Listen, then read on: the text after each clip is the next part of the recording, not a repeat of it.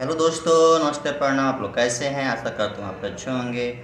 आइए दोस्तों, आप लोगों के बीच में एक जन्माष्टमी सॉन्ग गाना गाता हूँ। आप लोग को अच्छा लगे तो लाइक कमेंट कीजिए और हमारे चैनल को सब्सक्राइब कीजिए। चिले में भइल जनमवा हो, हवे यशोदा के लाला नवा हो।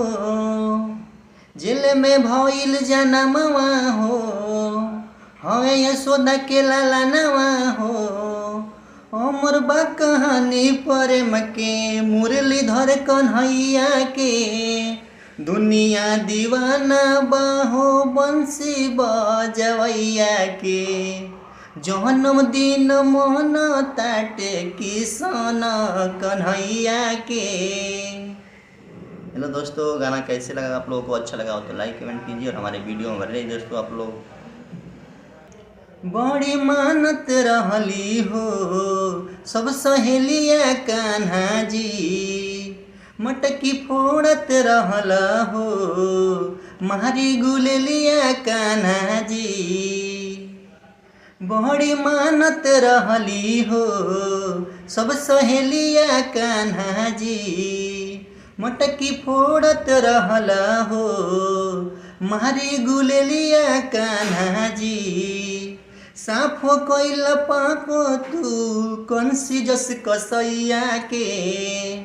दुनिया दीवाना बाहो बंसी बजवैया के। जन्मदिन मन ताटे किशन कन्हैया के। हेलो दोस्तों, गाना कैसे लगा? अच्छा लगा हो तो लाइक कमेंट कीजिए और हमारे वीडियो में रहे दोस्तों। आप लोग रथ अर्जुन के हो कान्हा हकले रहल, शेष नागवा के हो कान्हा नथले रहल। रथ अर्जुन के हो कान्हा हकले रहल, शेष नागवा के हो कान्हा नथले रहल। आशिक अमित लिखे शंभुजी गवैया के। दुनिया दीवाना बाहो बंसी बजवैया के। जन्मदिन मन ताटे किशन कन्हैया के। जेल में भइल जनमवा हो, हवे यशोदा के लाला नवा हो। जेल में भइल जनमवा हो, हवे यशोदा के लाला नवा हो।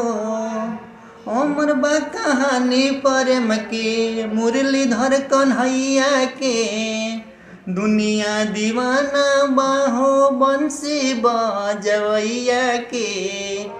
जन्मदिन मन ताटे किशन कन्हैया के।